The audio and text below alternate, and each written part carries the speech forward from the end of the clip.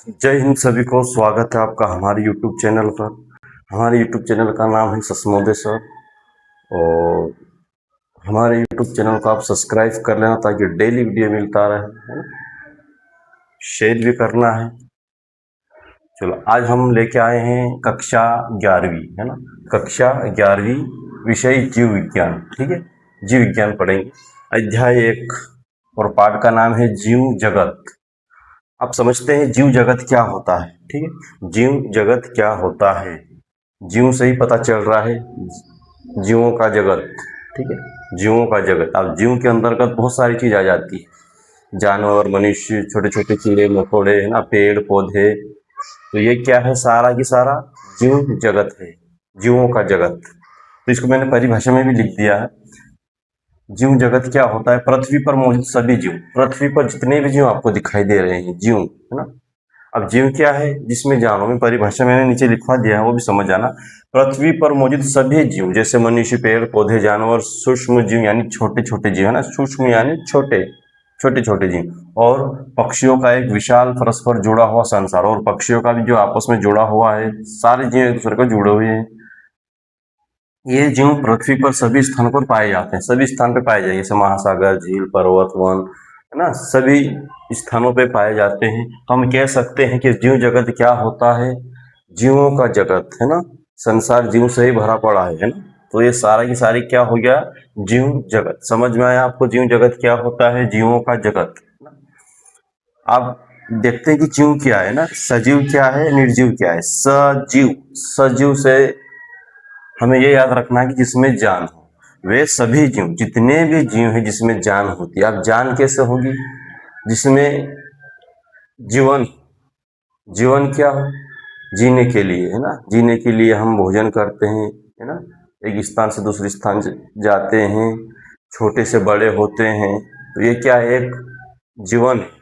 तो सजीव क्या है, वे सभी जीव जिसमें जान हो, है ना, जान हो, सजीव कहलाते हैं। जैसे सांस लेना, हम सजीव यानी हमारे में जान है, तभी तो हम सांस ले रहे हैं। बढ़ना यानी छोटे से बड़े होना, ये भी क्या है, सजीव का गुण है ना, छोटे से बड़े हो रहे हैं।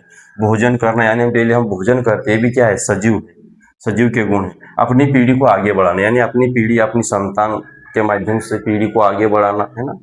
ऐसा थोड़ी है कि मनुष्य एक ही रहे, उसकी पीढ़ी लगातार बढ़ती जाती है, चाहे मनुष्य हो, जानवर हो, पेड़ पौधे हो, जितने भी जीव हो। तो अपनी पीढ़ी को आगे बढ़ाना, हिलना डुलना, एक स्थान से हिलते डुलते हैं, जैसे मनुष्य, जानवर, पेड़ पौधे, सूक्ष्म जीव यानी छोटे छोटे जीव यानी कीड़े मकोड़े आदि सजीव कहलाते हैं। तो आपको सजीव समझ में आए, जिसमें जान हो, है ना, सांस लेना, बढ़ना, भोजन करना, अपनी पीढ़ी को आगे बढ़ाना, ये सारा की सारा किसमें आएगा, सजीव। तो सजीव यानी जिसमें जान हो, एक ही बात याद रखना, जिसमें जान। अब जान कैसे होगी, सांस लेना, जीवित है तो सांस ले रहे हैं, है ना। अब देखते हैं निर्जीव। निर्जीव क्या होती है, इसका ठीक उल्टा, जिसमें जान नहीं होती है, जिसमें जान नहीं होती है। जान किसमें नहीं होगी, पेन में जान है क्या, नहीं है। बोर्ड में जान है क्या, नहीं है। लकड़ी में जान होती है क्या, नहीं होती है। पत्थर में जान होती है क्या, नहीं होती। तो ये क्या है, निर्जीव। सजीव यानी जिसमें जान, निर्जीव यानी निर्जीव। निर्जीव से याद रखना, नी यानी नहीं, जीव यानी जान, मतलब जिसमें जान नहीं हो तो निर्जीव। सजीव यानी जिसमें सभी में, जैसे जीव में, सभी जीव में जान हो, सभी जीव में जान हो, सजीव। सजीव सभी जीव में जान हो। निर्जीव यानी ऐसा जीव जिसमें जान नहीं हो, नी से नहीं, ऐसे याद रखने की ट्रिक बता रहा हूं मैं। नी से याद रखना, निर्जीव यानी जान नहीं होगी, जीव यानी जान, नी यानी नहीं, तो जान नहीं है तो निर्जीव। सजीव यानी सभी में जीव, सभी में जान हो तो जीव। सजीव सभी में जान, सजीव। ठीक है, इतना समझ में आया, फिर आगे देखते हैं।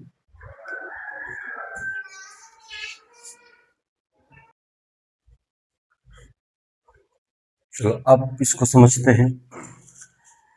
जीव विज्ञान ना, जीव विज्ञान को हम दो भागों में बांट सकते हैं ना। अब जीव विज्ञान पढ़ रहे हैं, है ना, क्या पढ़ रहे हैं हम, जीव विज्ञान पढ़ रहे हैं, तो उसको भी समझते हैं कि जीव विज्ञान को हम दो भागों में बांट दिया है। एक तो जूलॉजी यानी जंतु विज्ञान में, और इस एक दूसरा भाग वनस्पति विज्ञान यानी बॉटनी में। बॉटनी यानी वनस्पति विज्ञान, जिसमें पेड़ पौधे होते हैं। तो हमने जीव विज्ञान को दो भागों में बांट दिया है ना। जीव विज्ञान दो भागों में बटी हुई है। तो इसमें जूलॉजी को रख दिया, जंतु विज्ञान, दूसरे में वनस्पति विज्ञान।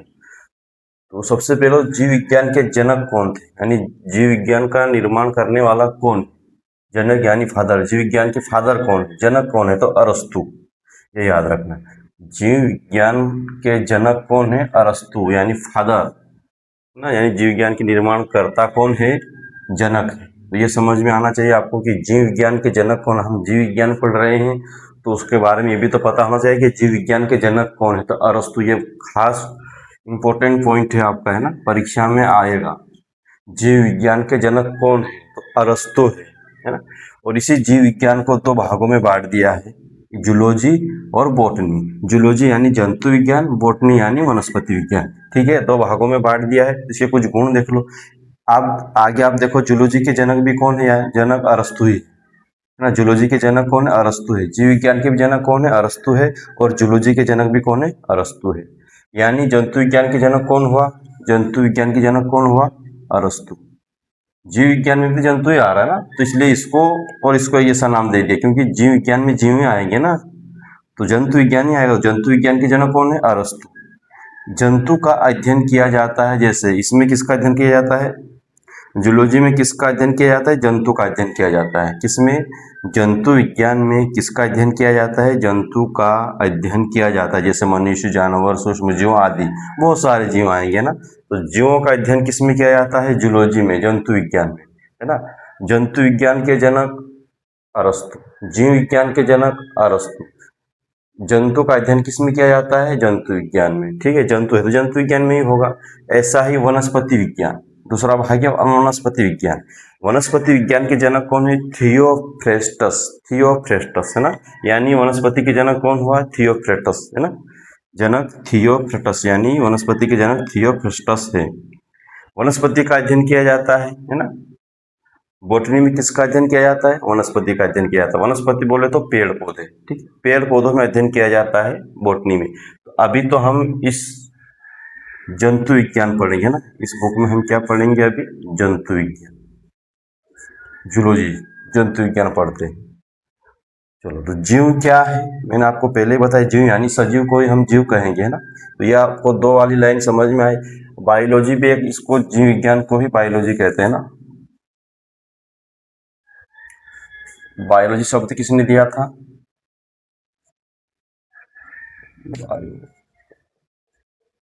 बायोलॉजी शब्द लेमार्क ने दिया था ना,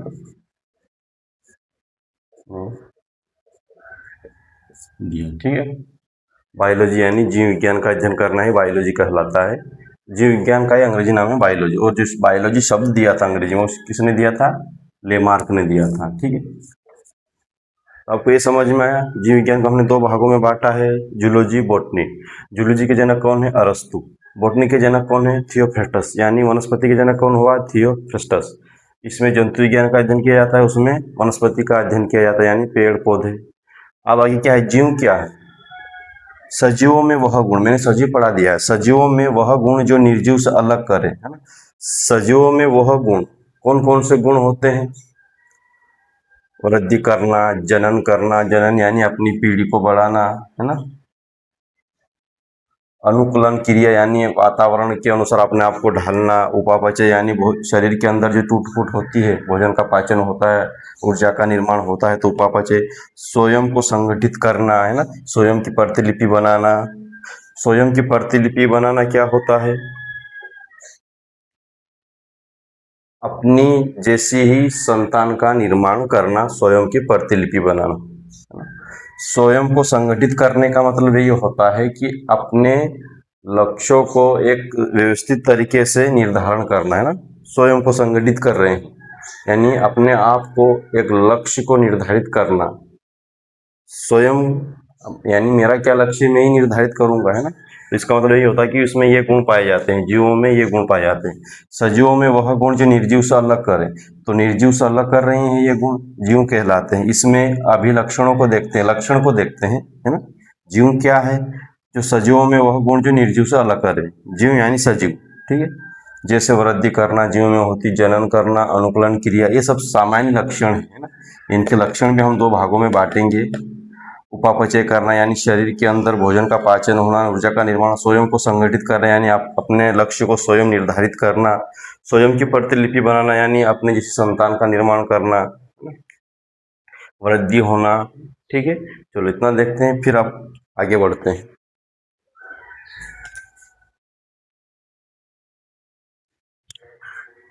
चलो अगला टॉपिक समझते हैं कि सजीव या जीव, इसमें दो प्रकार के लक्षण होते हैं। ठीक है, कितने प्रकार के लक्षण होते हैं? दो प्रकार के लक्षण होते हैं। लक्षण यानी गुण, ये कैसे होते हैं उसके बारे में बताना लक्षण कहलाते हैं, है ना। कहते हैं ना कि उसके लक्षण ऐसे हैं, उसके लक्षण ऐसे, तो ऐसा ही लक्षण इसमें सजीव यानी जीव में दो प्रकार के लक्षण होते हैं। कौन कौन से? एक होता है सामान्य लक्षण और एक होता है विशिष्ट लक्षण। अब ये सामान्य लक्षण क्या होता है? किसी जीव में दो प्रकार के लक्षण होते हैं। ठीक है, कौन कौन से? सामान्य लक्षण और विशिष्ट लक्षण। सामान्य का मतलब ये होता है कि ये लक्षण जीवों में तो पाए जाते हैं लेकिन सभी जीवों में नहीं पाए जाते हैं ना। जैसे वृद्धि, सामान्य लक्षण में क्या क्या आएगा? वृद्धि, गति, प्रजनन, उत्सर्जन।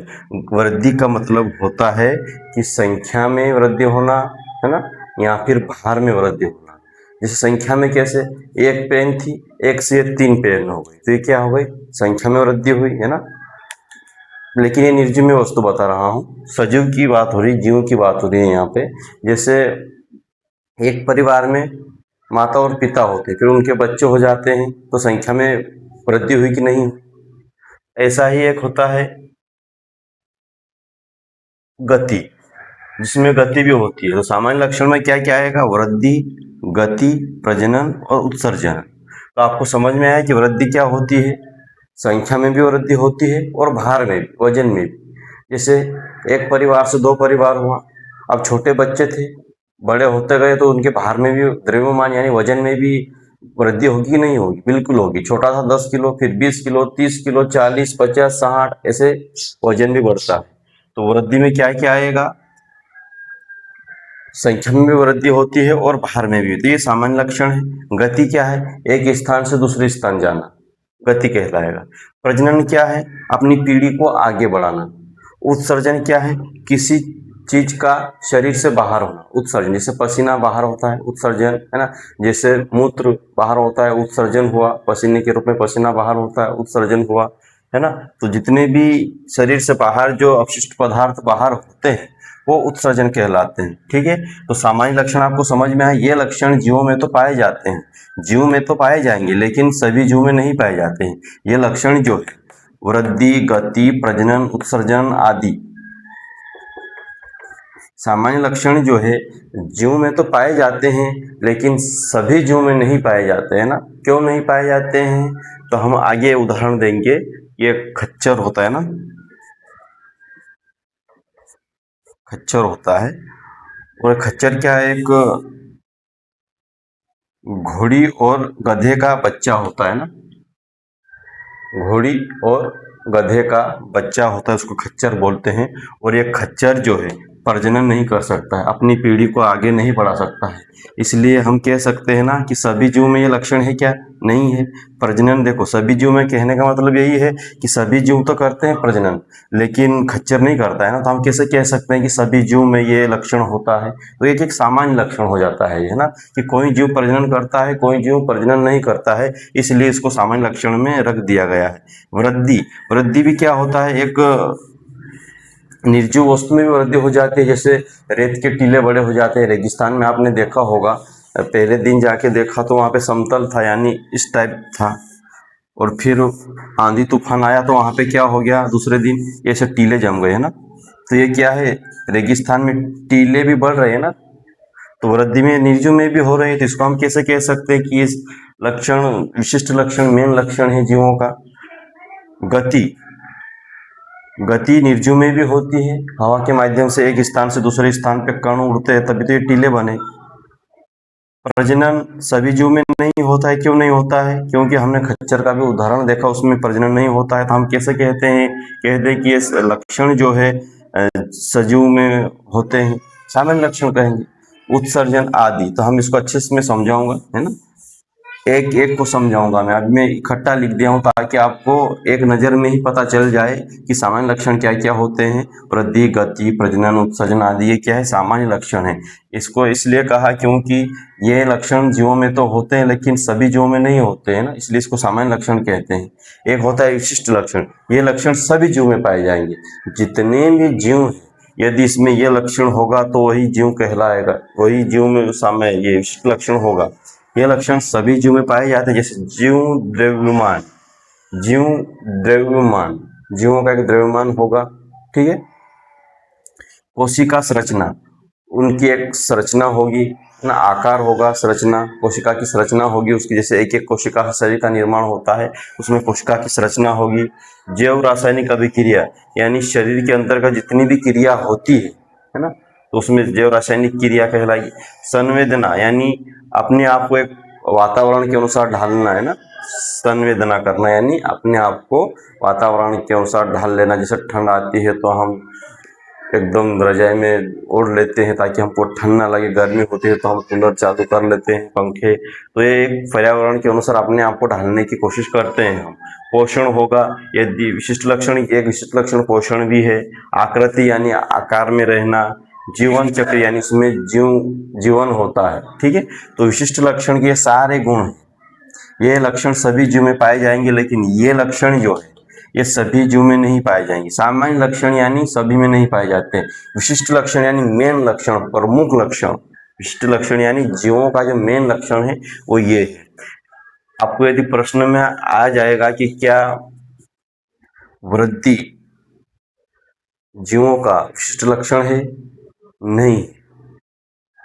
हम सोचेंगे कि जीव में वृद्धि तो होती है, छोटे से बड़े होते हैं, आकार में वृद्धि होती, संख्या में वृद्धि तो होती है जीव में, लेकिन जीवों का ये वृद्धि तो है लक्षण, जीवों का वृद्धि लक्षण है, लेकिन कैसा लक्षण है, सामान्य लक्षण है, मेन लक्षण, विशिष्ट लक्षण नहीं है ना।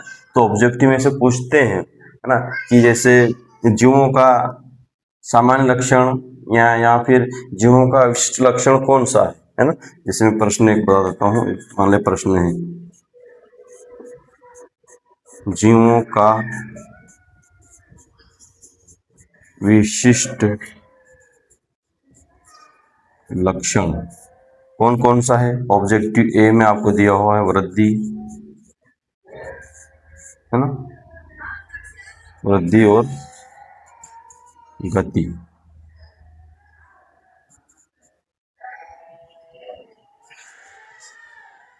प्रजनन ये बी है। सी आपको दिया हुआ है जीव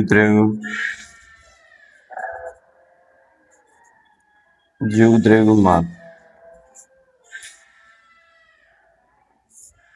या फिर मैं यहाँ पे लिख दूँ इसको पोषण, या फिर जैव रासायनिक लिख देता हूँ।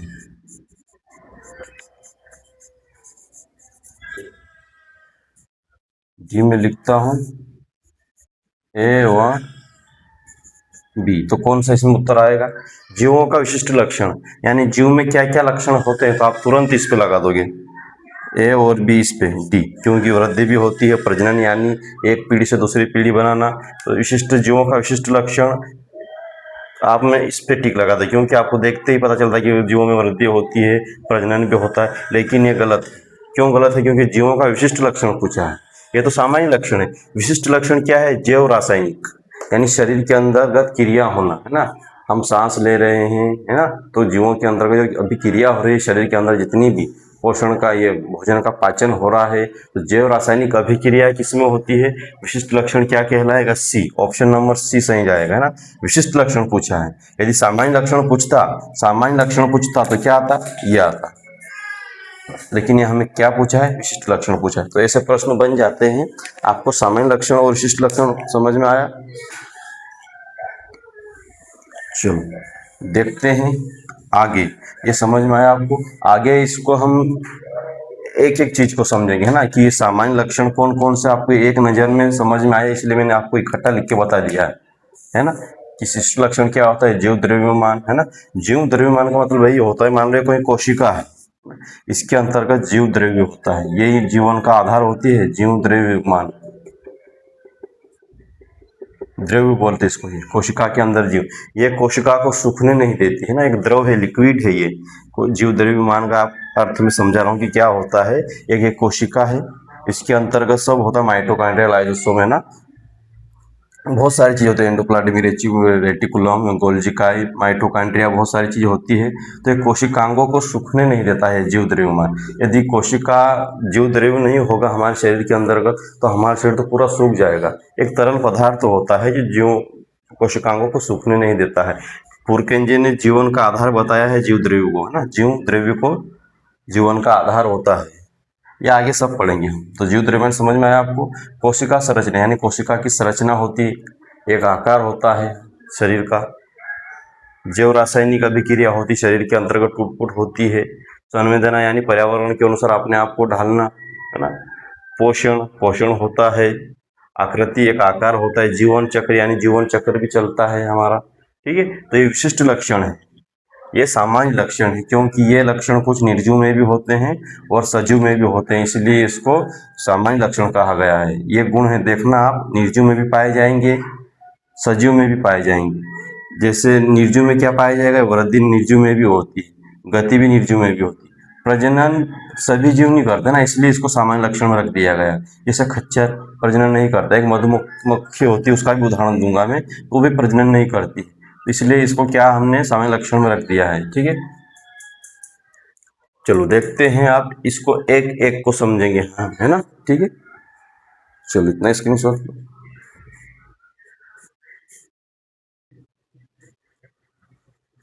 चलिए देखो, वृद्धि को हम अलग से निकाल लिए हैं, है ना, मैंने सारा ये एक साथ भी लिख दिया। आप स्पेशल वृद्धि को समझते हैं डिटेल में। देखो, वृद्धि एक सामान्य लक्षण है, ये ध्यान में आ जाना चाहिए ना, मैंने बता दिया कि सामान्य लक्षण क्या होता है, ठीक है।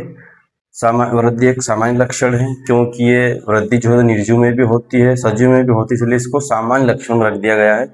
और ये संख्या में वृद्धि और भार में वृद्धि होना ही क्या कहलाएगा, वृद्धि। वृद्धि किस किस में, संख्या, संख्या में वृद्धि यानी एक परिवार से दो परिवार होना, भार यानी किसी व्यक्ति में वजन बढ़ना, तो ये क्या है, वृद्धि। ये वृद्धि निर्जीव में भी होती है, इसलिए इसको सामान्य लक्षण कहा गया है। किसी जीव में एक निश्चित समय तक वृद्धि होती है, उसके बाद रुक जाती है, जैसे जंतु, यानी जंतु एक ऐसा जीव है जिसमें निश्चित समय तक ही वृद्धि होगी, है ना, फिर कुछ समय बाद रुक जाती है ना। ऐसा थोड़ी कि मनुष्य बढ़ता ही जाता है, बढ़ता ही जाता है, बाहर में वृद्धि होती जाती है, ऐसा नहीं है।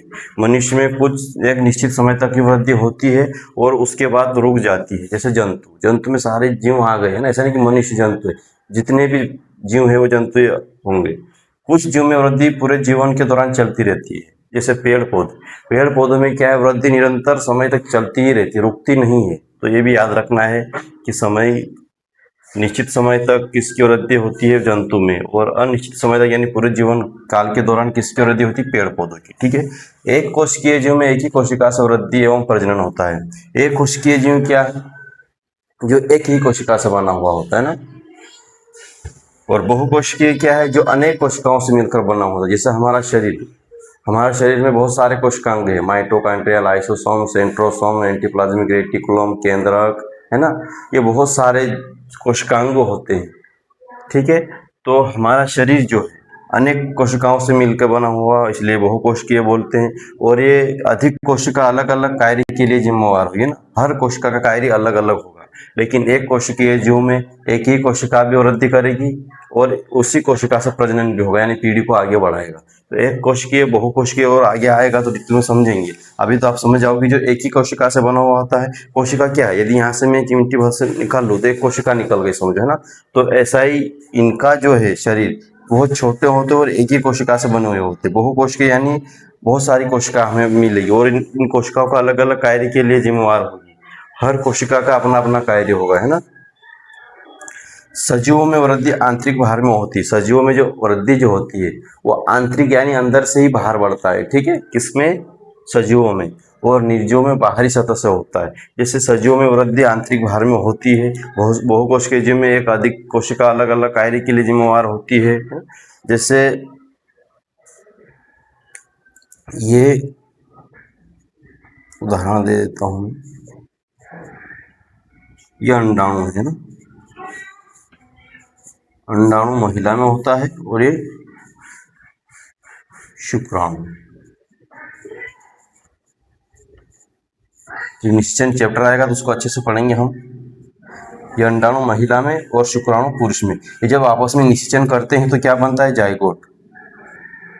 क्या बनेगा? जाइगोट। फिर इस जाइगोट से अनेक कोशिकाओं का निर्माण होगा।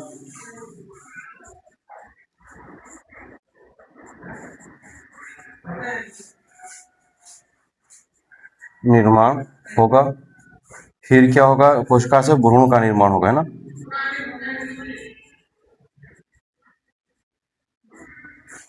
निर्माण होगा, ठीक है। तो इसमें जो है एक भ्रूण का निर्माण कैसे होता है? अंडाणु महिला, शुक्राणु पुरुष। जब निश्चय करते हैं जाइगोट का निर्माण होता है, जाइगोट से अनेक कोशिकाओं का निर्माण होता है, कोशिका से फिर एक भ्रूण यानी छोटे बच्चे का निर्माण होता है, ठीक है। तो एक कोशिकीय और बहुकोशिकीय में जो वृद्धि होती है, आपको समझ में आए? बहुकोशिकीय जीव में ऐसी वृद्धि होती है। देखो, एक अंडाणु शुक्राणु दोनों आपस में मिले निश्चय हुआ तो जाइगोट का निर्माण होगा, जाइगोट से फिर अनेक कोशिकाओं का निर्माण होगा, अनेक कोशिकाओं से फिर एक भ्रूण का निर्माण होगा, एक बच्चे का निर्माण हो जाएगा, ठीक है। तो इतना समझ में आया। फिर आगे देखते हैं हम। वृद्धि समझ में आए? वृद्धि एक सामान्य लक्षण है, याद रखना है, क्योंकि आगे मैं आपको पढ़ाऊंगा कि वृद्धि सामान्य लक्षण क्यों होती है, क्योंकि निर्जीव में भी वृद्धि होती है। निर्जीव में वृद्धि कैसे होती है? रेगिस्तान में टीले का बढ़ना। ये भी मैं यहाँ लिखवा था लेकिन अभी जगह नहीं, इसलिए मैं इसको मिटा के आपको लिख दूंगा, ठीक है।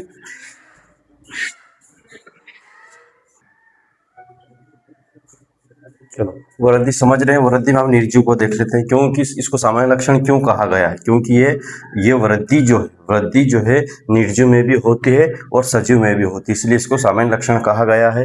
अब सामान्य लक्षण का वृद्धि एक ही चल रहा है, इसमें बहुत सारा लंबा चैप्टर है ना।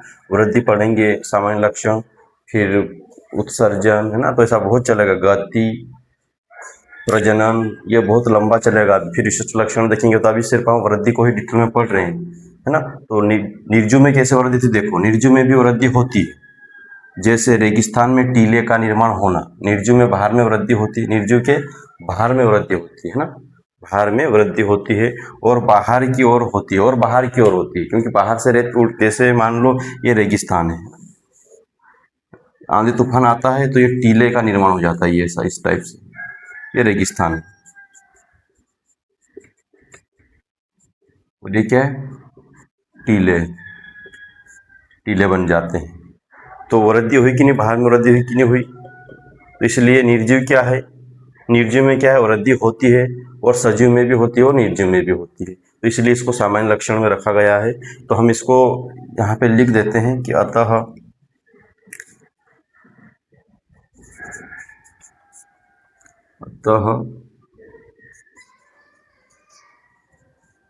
वृद्धि एक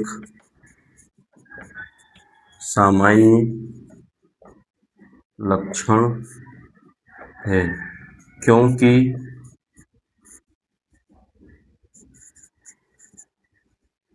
वृद्धि सजीव एवं निर्जीव दोनों में होती है, ठीक है। इसी कारण इसको सामान्य लक्षण कहा गया है। तो अच्छा समझ में आया आपको? वृद्धि क्या होती है? सजीव में भी होती है और निर्जीव में भी होती है। ये संख्या में वृद्धि और बाहर में वृद्धि होती है, ठीक है। और सजीव में कैसे वृद्धि होती है मैंने बता दिया आपको कि अंडाणु शुक्राणु निश्चय हुआ, जाइगोट निर्माण हुआ, है ना। फिर क्या होता है? कोशिकाओं का निर्माण होता है, फिर भ्रूण का निर्माण होता है। तो इसमें वृद्धि अंदर की ओर होती है, यानी आंतरिक वृद्धि होती है सजीव में, और निर्जीव में बाहर की ओर होती है। तो ये भी आपको समझ में आना चाहिए कि सजीव में आंतरिक बाहर में वृद्धि होती है, तो सजीव में। तो निर्जीव में भी वृद्धि होती है, रेगिस्तान में टीले का निर्माण होना, निर्जीव में बाहर में वृद्धि होती है और बाहर की ओर होती है ना, बाहर की ओर। जैसे रेगिस्तान में टीले का बढ़ना, है ना। तो इसलिए हमें इसको क्या कहा कि अतः वृद्धि एक सामान्य लक्षण है। क्यों है? क्योंकि वृद्धि सजीव एवं निर्जीव दोनों में होती है। ना समझ में आया? फिर हम देखेंगे बाद में। आप वृद्धि आपको अच्छी समझ में आए, इसके बाद हम प्रजनन, है ना, और उत्सर्जन, ये सारी चीज सामान्य लक्षण अभी कंप्लीट नहीं हुआ है, ये भी वृद्धि का ही हमने डिटेल में पढ़ा है। तो ऐसे ही सभी को डिटेल में पढ़ेंगे। अभी तो सामान्य लक्षण बाकी है, फिर लक्षण देखेंगे, है ना, एक एक को डिटेल में देखेंगे, ठीक है।